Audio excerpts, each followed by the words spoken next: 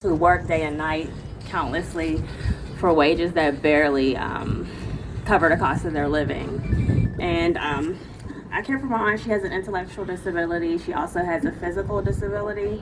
You know, she's my family. I love her. She's my responsibility. And I care for her sometimes 24/7, and I only get 16 hours of pay at times. And that's just, you know, unacceptable.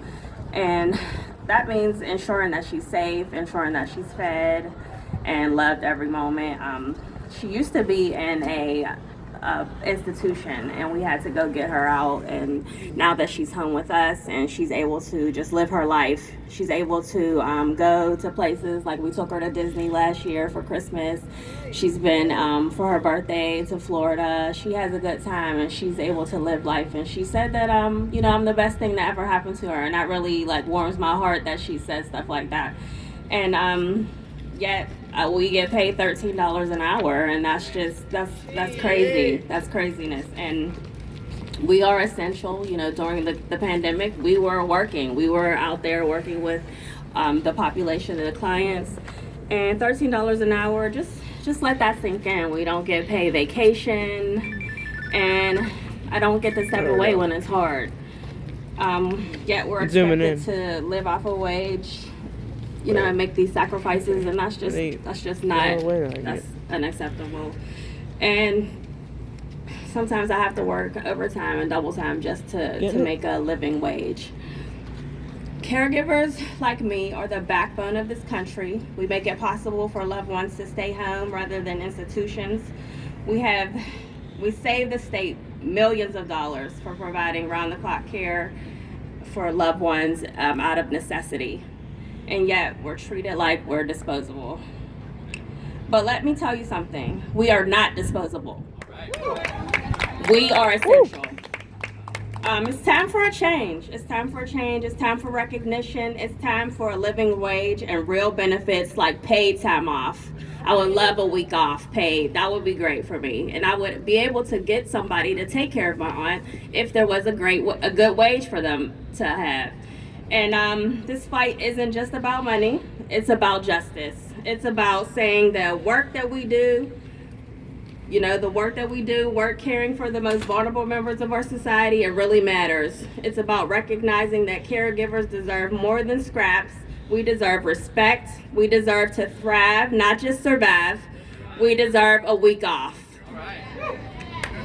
We're here today to demand action, to demand respect, to demand that our elected leaders pass the budget with $21 million for participant-directed home care, and with the additional $5 million for nonprofit high road agencies. And we won't stop until we get it. Because when we fight, we win. Thank you. All right. Let's hear it again for Shamina. Thank you for sharing your story and the work you do. Let's try this one. Be fair to those who care. Be fair. Be fair. Be fair. Be fair. Right on. I want to call up a champion on this issue in the House, and that is State Representative Jess Benham. Come on up. Yes! So I gotta tell you, all right, first I gotta bring the mic down. I gotta tell you, my soul is always happier when SEIU Healthcare is in the building, and it's not just because my favorite color is purple. But there's nothing better than knowing that the folks who so carefully take care of our most vulnerable loved ones also somehow magically find time to come to Harrisburg to advocate, not just for themselves, but for the ones they care for. I don't know when you all sleep. So I ask you, do we have home care workers in the house? Yeah! Do we have workers who deserve a living wage in the house? Yeah! That's right, we do. And now we know that Governor Shapiro has proposed $21 million to invest in participant-directed home care services, and we do want that additional $5 million that was mentioned already too. This is important, and I'm thrilled that Governor Shapiro has understood why we must invest in home care workers. So we are going to help fight to get that across the finish line, but we're not going to stop there. My legislation, which is co-prime sponsored with Representative Jason Ortitay, will invest in our home care system so that providers can offer competitive wages and meet increasing demand. And we know that if we don't do more than that, a few years from now, the way inflation is going, we're going to be right back where we started. And that's why my legislation requires a market-based analysis of rates every 3 years. Because if my colleagues get a cost of living adjustment to their wages, all workers should get a COLA increase. That's only fair. Now, it's all great to increase rates, but if we aren't guaranteeing that those increases go toward care, what good do they do? So we're going to enshrine into law in Pennsylvania that 80% of that reimbursement go toward care. Because we cannot meet that ever-increasing demand for home care as our Commonwealth's population continues to age if we are paying poverty wages. And we certainly can't expect high-quality care if we aren't making it possible for folks to stay in this workforce. That's why there's bipartisan and bicameral support for this legislation. Because taxpayer dollars should be invested in quality care. Because public dollars should come with oversight and accountability. Are you all gonna help me get it done? Yeah. Hell yeah. Because care work is valuable work. That's right. Woo. Let's hear it for our champion and our friend, Jess Benham. Woo. We are absolutely going to pound the pavement, knock the doors, and talk to every single human in this building to get it done with you. Really appreciate your leadership and counting on you every day. And we're going to keep doing the organizing work out here to win. So with that, what do we want? Quality care. When do we want it? Now. What do we want? When do we want it? Now. What do we want? When do we want it? Now. All right, you guys are sounding good this morning. I want to move to our next speaker. I want to call up Miss Lolita Owens, a Liberty caregiver from Philadelphia. Miss Lolita, I think you're right behind me.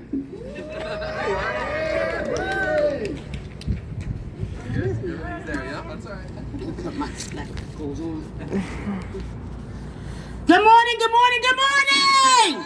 Woo. Hello, everyone. My name is Lolita Owens, and I'm from Philadelphia. I am a home care worker with Liberty Resources, and I've been a home care worker off and on for about 22 years. For far too long, caregivers in Pennsylvania have made less than $15 an hour. My union brothers and sisters have shared why we desperately need to increase home care funding to get to a living wage. I want to applaud our governor for proposing an additional funding for participant directive care, but I must stress to the state lawmakers also to invest in the other model of care that ensures accountability, use of funds. This is mission-driven, nonprofit agencies that invest in their workplace like Liberty Resources and other centers of independent living. Because we have a union at Liberty, that means that we have a voice and can directly negotiate how it's used for state funds towards increasing care. Now in 2022, Liberty Management and workers decided to use the 8% increase in state funding to move workers to $15 an hour and a joint labor management training program. Just like participant-directed home care, the model of care at Liberty ensures that state funds go where they should. Care, not profits. Woo. The governor has proposed $21 million for participant-directed home care. And a fraction of that is also to increase and invest in nonprofit centers for independent living. These caregivers across Pennsylvania will be on a path to a living wage and dignity to our profession. Furthermore, it would mean that our elected leaders value our work, and how limited resources can be put together to best be used. We taxpayers pay for increasingly expensive home care system, so the time is now. Woo! to emphasize transparency and accountability. In Pennsylvania's home care system, we must, I'm going to say that again, we must invest in participant-directed home care and high road centers of independent living. Other states have figured out how to do this. We have, as a home care system that promotes the greatest level of independence and dignity to caregivers and consumers. And I won't stop. Will you guys stop? You sure? Yeah. Okay. We will not stop until we get it done here in Pennsylvania. All right. Woo! Care over profits. Care over profits. Care over profits. Woo!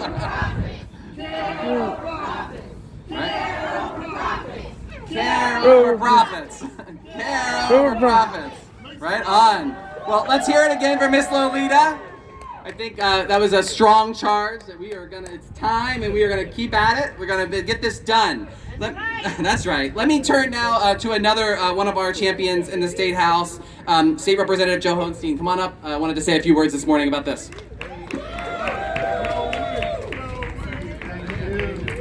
All right, how's everybody doing today? Woo! All right, I'm Joe Hohenstein. I am a state representative in Philadelphia. I proudly represent the 177th district, which is lower northeast part of Philly. I know I had a constituent who was hoping to get here today who wasn't able to, right? So I'm going to tell a little bit of their story. So Jessica and Robert are a couple. They both live in wheelchairs. They are wheelchair users. They need those to get around, and they care for each other. But they can't get married, because if they were to get married, they would lose all different types of benefits.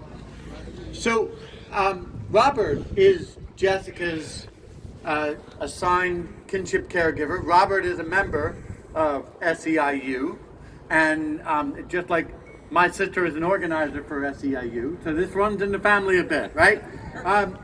But so Jessica and Robert have had to deal with so many different things and so many different challenges that the idea that they would still both be ready to come and to deliver a message that would not just seek to lift up their own experience, but to seek to lift up the experience of everyone who's sitting behind me, both people in need of services and those folks who are providing them.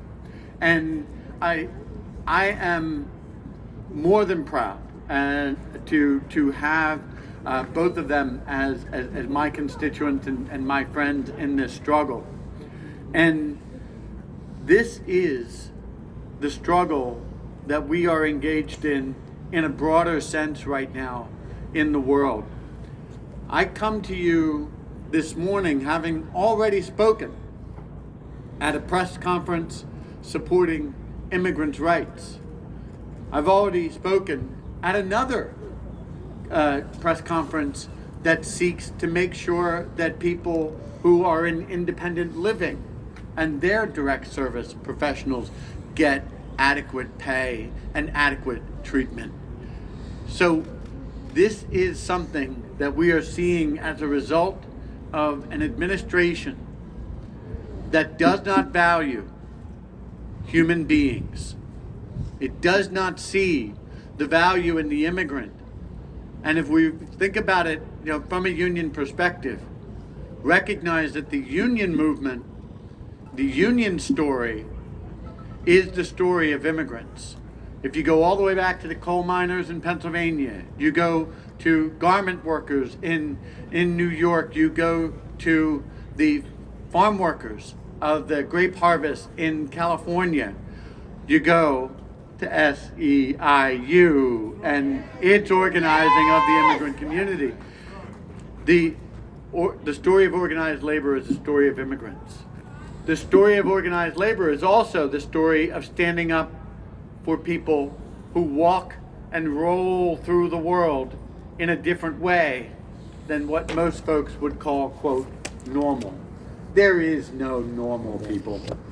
We all have to have some accommodation in some way for the ways that we have to live our lives. And folks here are just making sure that what they need is what they can get. And that is you know, that is why I'm here. It's why I'm involved in this struggle, in all of the other different struggles that are out there for a just and equitable world that sees the value and recognizes all of the contributions that every single person can make to our world. And for that, I thank you for inviting me, and thank you all for standing up for yourselves and for other people. Woo!